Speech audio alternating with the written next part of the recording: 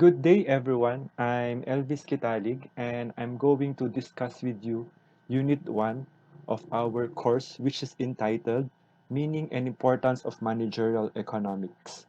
The topic is run for 30 minutes, and this cover the basic information and concepts about managerial economics. So upon completion of this unit, the learner will be able to, number one, we define management, economics, and managerial economics. Number two, we will discuss its scope. Number three, to determine the importance of studying the managerial economics. And number four, we will be describe the two major functions of managerial economics. In order to answer these objectives up with the four scopes. Number one, we will be defining management, economics, and managerial economics. Two, the scope of managerial economics. Number three, the importance of studying managerial economics. And number four, the two major functions of managerial economics. Without further much ado, let's now session of our first unit, which is entitled Definition of Management Economics and Managerial Economics. So the next slide will be a video presentation on the current economic status of the Philippines in times of coronavirus disease 2019 or COVID-19 pandemic. And please watch the video, and later on we will look into what is the importance of this video in this The unit. Philippines has posted its worst economic slump on record, plunging the country into its first recession in nearly 3 decades. GDP plunged 16.5% in the second quarter from a year ago. Economic activity has been battered by strict coronavirus lockdown measures. The government now expects the economy to contract 5.5% this year, worse than initial projections. The bleak showing comes on top of a 0.7% contraction in the previous quarter. That was the first negative growth in 2 decades. The second quarter data is significantly worse than what economists had predicted, even though a deeper contraction had already been expected. Now, Metro Manila and neighboring provinces went into lockdown during that period, and the economic damage has been high. Government data shows that the first 45 days of the lockdown have resulted in output losses of around $22 billion, and that's roughly 5.6% of GDP. And Sherry Regalado joins us live for more. So Sherry, which sectors were the hardest hit, and do we know what the government's plans are for recovery? All right, you know what, Glenda, for the second quarter of 2020, only one sector grew, and this is the agriculture, forestry, and fishing sector, and it grew by 1.6%. Now, the main contributors to the decline were manufacturing, construction, and transportation sectors. This is because during the enhanced community quarantine or ECQ, only the production of essential goods for the manufacturing sector was allowed, while public transportation and flights were suspended. The construction sector was only allowed to operate in the second week of May, but only for essential projects. Now, Acting Socio-Economic Planning current Secretary Carl Chu assessed the decision to place a big part of the economy under the ECQ came with a great cost to the economy as it shut down around 75% of the economy. He, however, reiterates that strict lockdown measures were worth the lives saved as it prevented around 1.3 to 3.5 billion COVID-19 cases.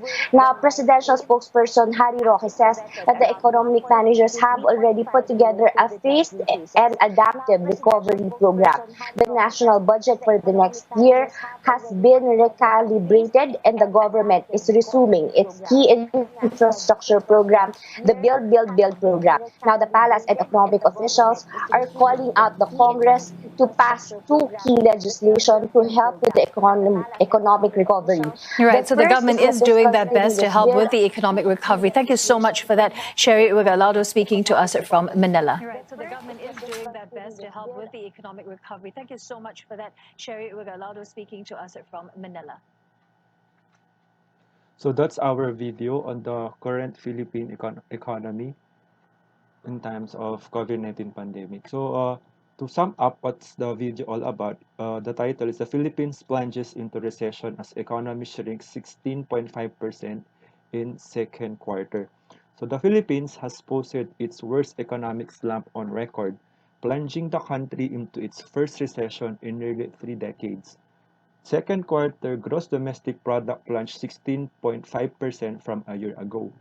Economic activity has been battered by strict COVID-19 lockdown measures. The government is now expecting the economy to contract 5.5% in 2020, worse than initial projections. So, what does the video tell us? The video shows that the economic performance of the country as we are facing the pandemic, and as managers and citizens, and of course, leaders in our field of interest, how can we contribute to the economic growth and development? As of today, we are studying managerial economics because it provides us understanding to administrate the functioning of the organization. If a manager uses the principles applicable to economic behavior with the right continuity strategies, then it will result in smooth functioning and restoring the normal operations of the institution or the organization. Thus, it is vital to understand common terminologies such as the management, economics, and managerial economics. While I am doing this assignment, I look into defining the two words and combining them to come up with a deeper understanding for that matter. First, define the first word, which is management. Management has been defined in varied disciplines. In this perspective, management as defined as a set of principles relating to the functions of planning, organizing, directing and controlling, and the application of this is will of course will lead us into a common objective. So ang sinasabi po natin dito, management is a set of principles on how we can plan, how can we organize things in our way, and how can we implement it, and how can we monitor and evaluate of the things that we are doing. And by application of these principles, we are harnessing the physical, financial, and human resource in our informational resources efficiently and effectively so that with our ultimate aim to achieve our organizational goals. Let's define naman economics. Economics impacts our day-to-day lives. And economics also influence the discussions taken by the managers of or business firms. Any business is part of an economy. As we know, economic conditions heavily impact business activities and vice versa. In this presentation, we define economics as the study of how people allocate scarce resources for the production, distribution, and consumption of goods and services, both individual and collectively. It studies how individuals, businesses, governments, and nations make choices on allocating resources to satisfy their wants and needs, trying to determine how these groups should organize and coordinate efforts to achieve the maximum input. Thus, economics needs to answer the questions on the fundamental problem scarcity due to unlimited needs and wants. So, for example, tayo, like we're living right now in the time of pandemic, one of the essentials na dapat meron tayo is pagkain. So, bilang pagkain, that's our needs, right? That's our basic needs. And sometimes it's become a want because we want to, as our way of expressing our stress, we want to eat.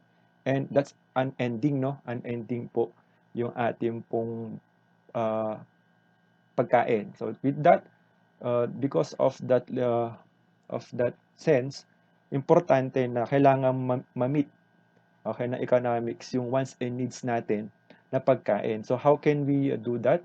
So through production, distribution, and consumption po natin. To further define economics, there are two branches of economics. First, we have the macroeconomics as defined as the individuals, consumers, producers, and businesses, which is focused on how individual consumers and firm make decisions. And these individuals can be a single person, a household, a business or organization, or a government agency. Analyzing certain aspects of human behavior, microeconomics tries to explain their response to changes in a price and why they demand what they do at a particular price levels. Also, microeconomics tries to explain how and why different goods are valued differently, how individuals make financial decisions, and how individuals best trade, coordinate, and cooperate with one another.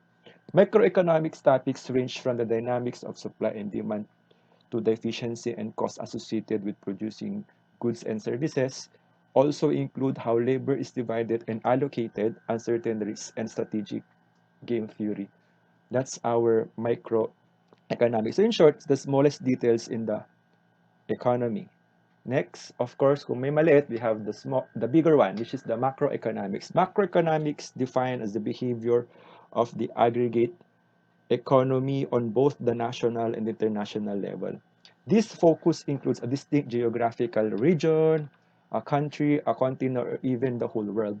Topics studied include foreign trade, government fiscal and monetary policy, unemployment rates and the level of inflation and interest rates, the growth of total production output as reflected by the changes in our gross domestic product, and the business cycles that result in expansions, booms, recessions, and depression. So primarily, these two branches of economics greatly influence no yung ating pong performance when it comes to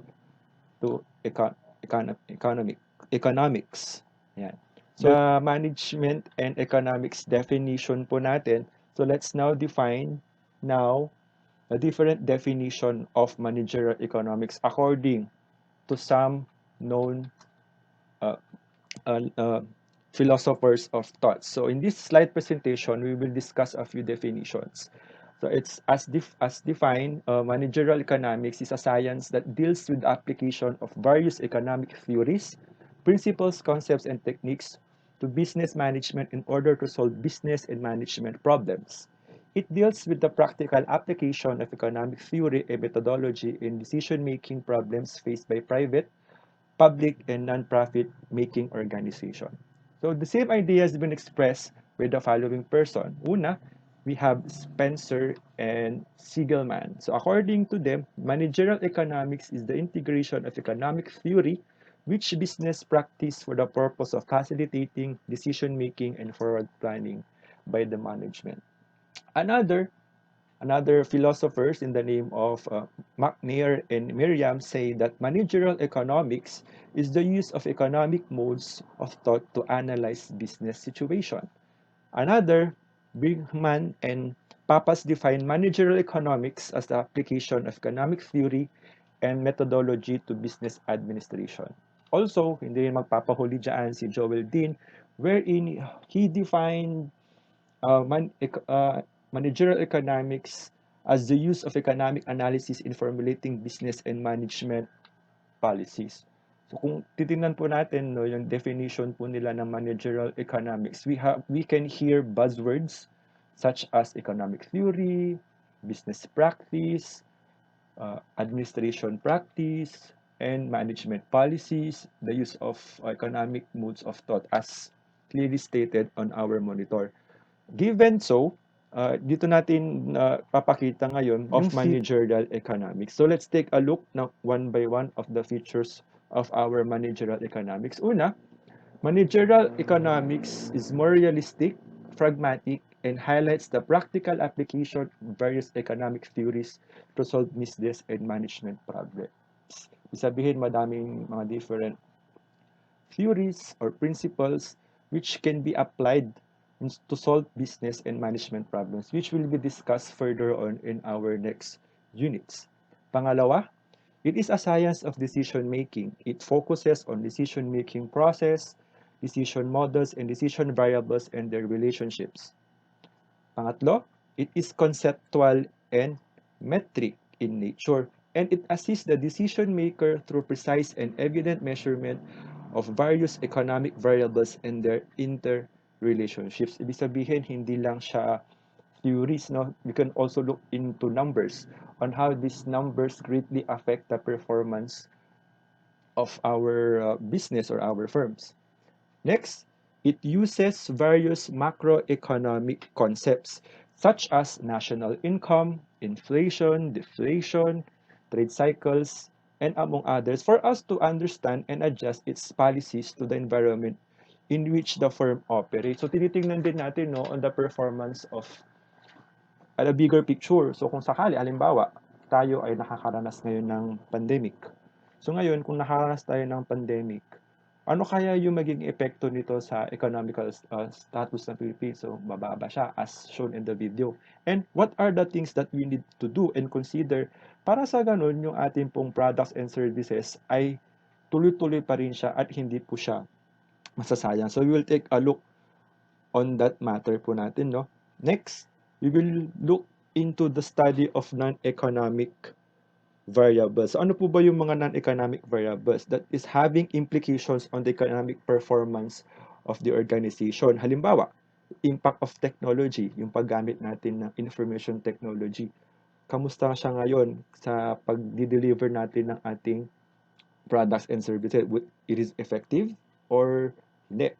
Next, we have environmental forces, socio-political and cultural factors, and among others. Also, it uses services of any other related sciences like mathematics, statistics, engineering, accounting, operation service, and psychology to find solutions to business and management problems. Therefore, it should be clearly remembered that managerial economics does not provide ready-made solutions to all kinds of problems faced by a firm or organization, but it provides only the logic and the methodology to find out the answers, but not the answers themselves.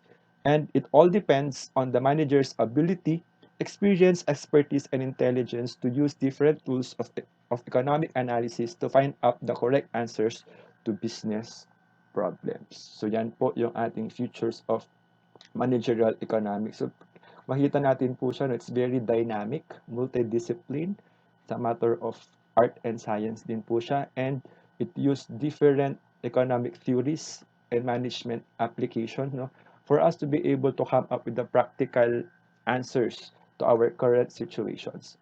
Let's now proceed with the second session of my presentation, which is entitled The Scope of Managerial Economics. Managerial economics is widely applied in organizations to deal with different business issues.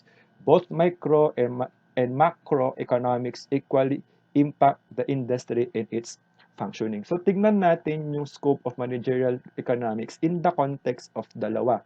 We have the microeconomics applied to operational issues, and the other one is macroeconomics applied to operational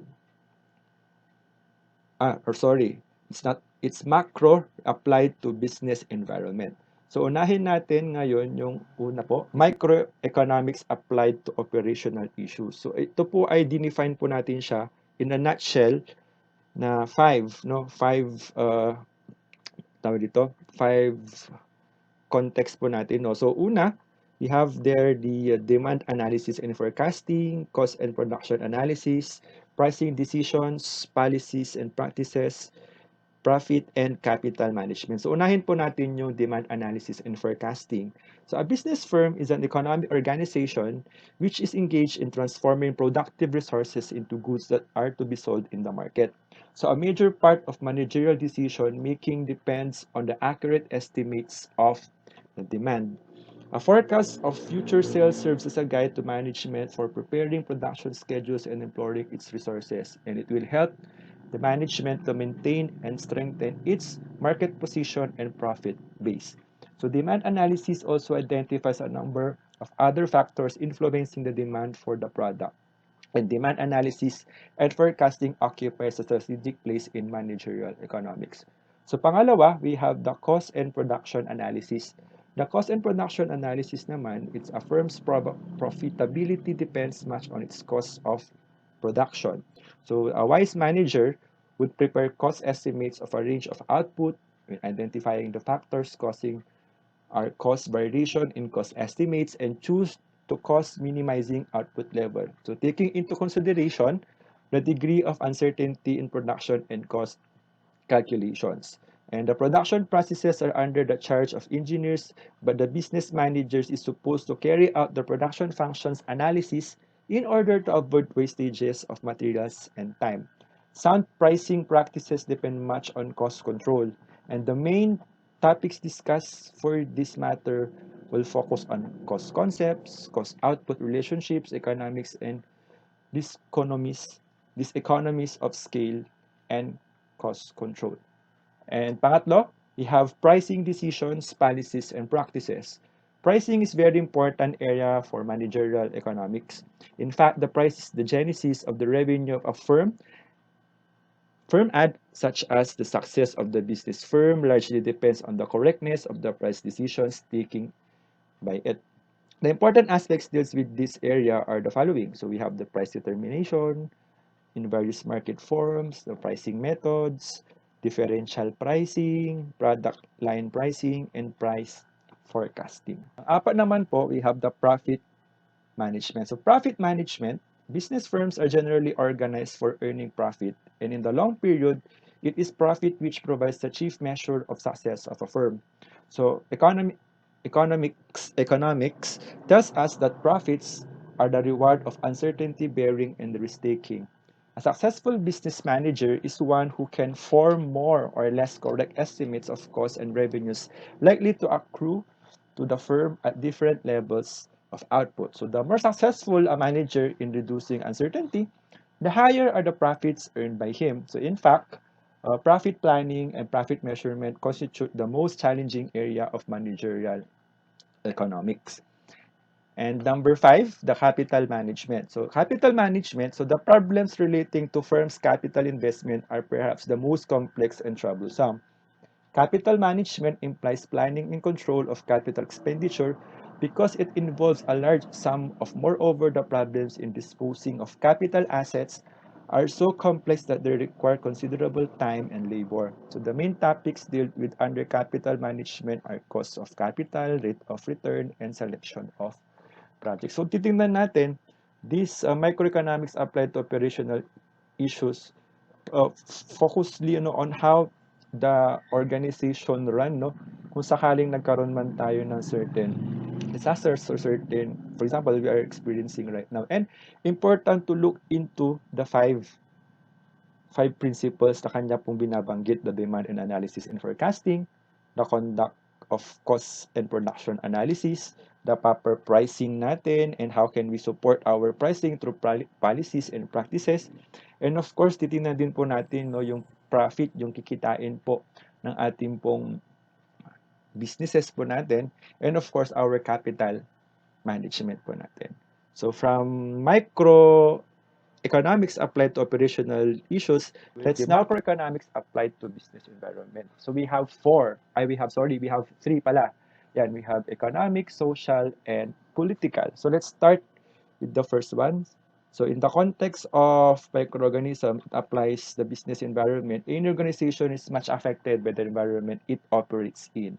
So the following, as I mentioned, ay ang mga sumusunod. Una, we have the economic environment such as the conditions of the country, the gross domestic product, or yung sinasabi natin, pag sinasabi po nating gross domestic product po na yan ay ano po no, yung gawa dito sa Pilipinas. Yan.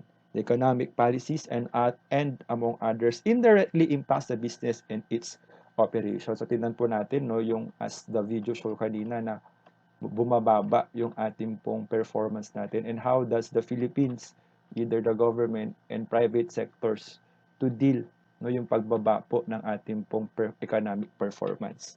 And pangalawa, we have the social environment in which it will affect organizational functions such as employment conditions, trade unions, consumer cooperatives, and others po natin. And pangatlo po, yan, we have the political environment, like the political structure of our country. So, pwede siyang pwede siyang, it's either, may effect ba pag democratic or authoritarian. So, pag ganun po, ano po ba yung possible means na mangyayari in terms of the macroeconomics of a certain country.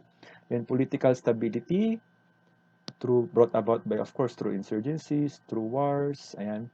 And then an attitude towards the private sector's influence, organizational growth, and development. So understanding this one, no, napaka-importante na ano, no, na we will look into not only in the internal aspect but look into on the external aspects that will influence our businesses or our organizations. And micro and macroeconomics are intertwined, and managers can gain insights into certain phenomena wherein it can help make more informed decisions when allocating the resources. And many believe daw na microeconomics foundations of individuals and firms acting in aggregate constitute macroeconomic phenomena. So from the individuals daw, pag collective efforts po yan, it will form part of the bigger picture, which is the macroeconomics, which will be further discussed or explained to you with our next presenter po natin or yung ating pong reporter po dyan. So now let's now proceed with studying managerial economics. So this section elaborates on the significance of the study of managerial economics. So managerial economics does not give importance to the study of theoretical economic concepts, but its main concern is to apply theories to find solutions to day-to-day practical problems faced by the firm. So the points indicate the significance of the study of this subject in its right perspective. So una po, we have guidance in decision making. So it gives guidance for identification of key variables in decision making process po natin. Okay, next. Understanding of business and managerial problems. So it helps the business executives to understand the various intricacies or yung complexities of business and managerial problems and to make right decisions at the right time. So ngayon, dahil nangyari po sa pandemic po natin, no? So titingnan natin, no, halimbawa, may pandemic, ang dating product mo dati is cosmetic. So pag cosmetics yung dati mong product dahil nagkaroon ng pandemic, gagawa ka pa ba? Of course not. So you will change your perspective, no? You will now decide and take right decisions at the right time. So dahil cosmetics ka, mag-shift ka ngayon ng product that will suit the needs of the people. Okay?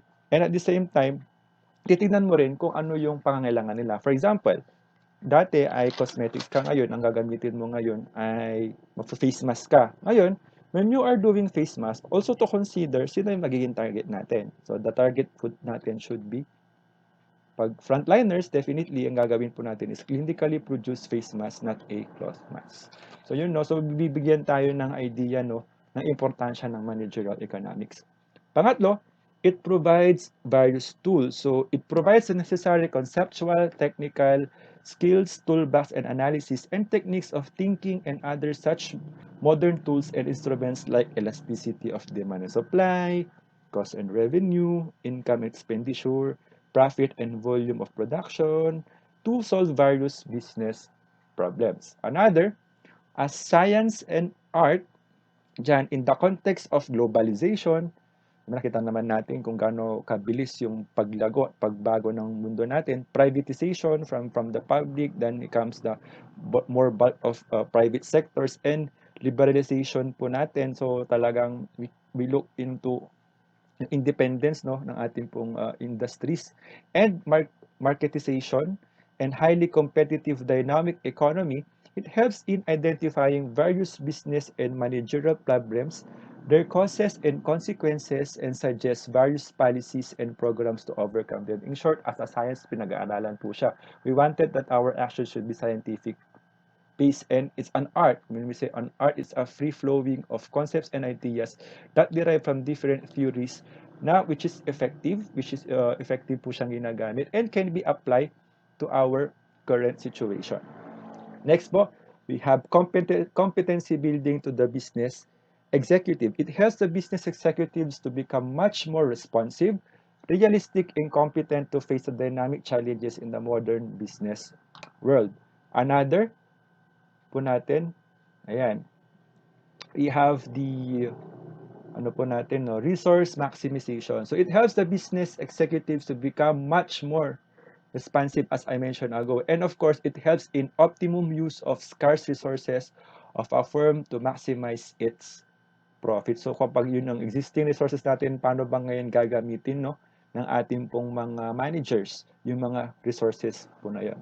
Next, we have achieving other objectives. It also helps achieving other objectives of a firm like attending industry leadership, market share expansion, and social responsibility. So, di lang siya nakafocus for that matter, no?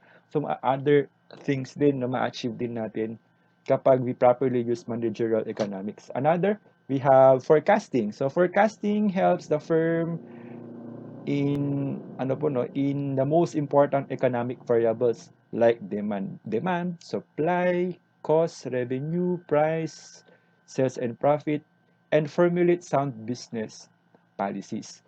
And lastly, understanding external factors. And it also helps understanding the various external factors and forces which affect decision making of a firm. As I mentioned a while ago, no, yung in the macroeconomics, so in the organizational environment po natin or business environment natin, na makikita natin doon yung the effects of political, social, and economic.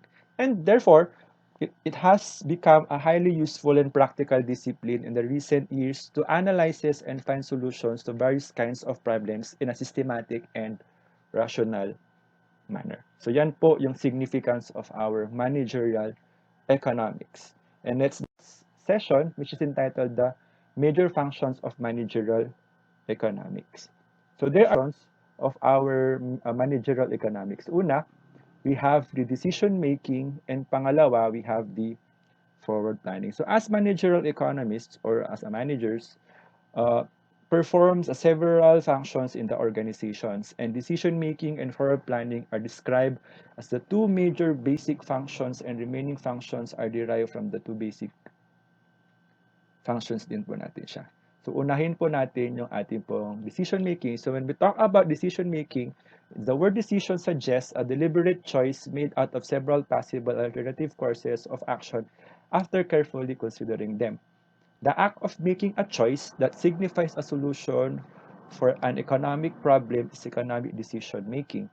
It involves making a choice among a set of alternative courses of action. So importante, no, when we are making a decision, it should be wise, no, that will benefit the organization. Of course, that will benefit, of course, of our organization din po natin. And of course, the clients we are serving. And decision making is essentially a process of selecting the best option out of many alternative opportunities or courses of action that are open to a manager. And the choice made by the business executives are difficult, crucial, and have far-reaching consequences. And the basic aim of making a decision is to select the best course of action, which maximizes the economic benefits and maximizes the use of scarce resources of a firm. Therefore, each decision involves a cost-benefit analysis, and a slight error or delay in decision making may cause considerable economic and financial damage to a firm. It is for this reason that the management experts are of the opinion that right decision and making time is the secret of successful manager. Kung titingnan natin ngayon, no, in the context of the Philippine setting, halimbawa po, in the case of other companies, nagsasara sila. Ngayon, they make decisions, no, na talagang to save the company, and at the same time to look into din, no, yung magiging takbo ng kanilang organizations in the long run. Though, yun, pinag-aaralan nila yun, no, it's not that just so easy, like really happening in our country. Like another thing sa government natin, so government agencies natin, so ang dami daw ginagastos. There are more spending, no, services in the government po natin. And what are the things that the government need to do? So, ang ginagawa, is either umuutang, and sometimes nag-lay off sila ng mga job orders nila or contractuals nila. And another thing, nagkakaroon din ng realignment or readjustment of budget. So, ganun, would it be good or not? Yes, hindi siya, kung titingnan natin, it's not that good. Kasi, di ba, dahil mawawalan din ng trabaho. But on the other hand, if the government should not do that, meron din consequences na mangyayari. So yun yung mga tinitingnan nating aspeto, no, on how this manager economics find ways, no, through proper decision making po natin. Okay? Lastly is the forward planning. So when we talk about forward planning, the term planning implies a consciously directed activity with certain predetermined goals and means to carry them out. is deliberate activity. So continuous po yan. No? Forward planning process po tayo. And it is program action. Basically, planning is concerned with tackling future situations in systematic manner. And forward planning implies planning in advance. So it's a forward planning process in a state of uncertainty. Meaning kahit wala pa yung, for example, itong pandemic, we should plan already, no? Continuous siya. It's a living activity na ginagawa natin in order for us to ano po no to determine no or the forecast, determine po natin ano ba yung magiging takbo o ano po ba yung magiging direction po ng ating pong organization. So, it is associated with deciding the future course of action of a firm. It is prepared on the basis of past and current experiences of the firm natin. So, meron tayong basis no, of making our forward plans. And it is prepared in the background of uncertain and unpredictable environment and guesswork. So future events and happenings cannot be predicted accurately, just like what is happening right now. Growing firms devote a significant share of their current output to net capital formulation and bolstering the future economic output. And the business executive must be intelligent enough to think in advance, prepare a sound plan, and take all possible precautionary measures to meet all types of challenges of the future business. So therefore, forward planning has acquired greater significance in business circles po natin. So yan, two major functions of our managerial economics. You have decision making and forward planning. Up with our managerial economics is a new and highly specialized branch of economics. So it brings together economic theory and business practice. It assists in applying various economic theories and principles to find solutions to business and management problems. Also, it applied economics and makes an attempt to explain how various economic concepts are usually employed in business management. It is a practical subject that opens up the mind of the managerial economists to the complex and highly challenging business world. So the features of managerial economics throw light on the nature of the emerging subject, and the scope gives information about the wide coverage of the subject. And lastly, the concepts of decision making and forward planning are the two basic functions of the managerial economics. In a way, the entire subject matter of managerial economics is to be understood in the background of these two major functions. So that's a summary of our unit. I do hope that we met our different unit objectives as shown in the presentation, and I would like to end up my presentation of a learning insight from Chairman Tony Tan Caktiong of the Jollibee Food Corporation, and I quote, "If you dream big and put your dreams into action, you will indefinitely make mistakes. But don't be scared to make mistakes. Just to be quick to recognize them and learn from them as fast as you can." So understanding the basic concepts and importance of managerial economics will help us and guide us to achieve our ultimate goal, not only for profit, but also to value maximization in order for us to render and provide actions towards the economic growth po natin. And I would like to thank each and every one of you for listening of my presentations, and I apologize kung nautal-utal po ako, ganyan lang talaga pag medyo nabilis yung pasalita ko. And I do appreciate your comments and suggestions or your feedbacks on how can I improve my presentation, and it's now open for open forum, and I would like to ask Dr. Madrid to assist me to answer different questions related to my topic. Yeah. So once again, thank you very much and have a good day.